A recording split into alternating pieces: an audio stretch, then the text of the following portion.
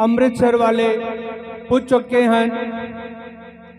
ਉਹਨਾਂ ਦੇ ਬਾਰੇ ਮੈਂ ਸਿਰਫ ਇੰਨਾ ਹੀ ਕਹਿ ਸਕਦਾ ਕਿ ਅਸੀਂ ਬਚਪਨ ਤੋਂ ਹਰਬੰਸ ਸਿੰਘ ਜੀ ਜਗਾਦਰੀ ਵਾਲਿਆਂ ਦੇ ਕੀਰਤਨ ਸੁਣਦੇ ਆਏ ਹਾਂ ਤੇ ਉਹਨਾਂ ਦੇ ਜਾਣ ਤੋਂ ਬਾਅਦ संत मनजीत सिंह वीर जी ने बहुत सोहने तरीके नाल ओहियो कीर्तन ओहियो रस आप जी नूं पता ही नहीं लगेगा कि कौन कीर्तन कर रहा है।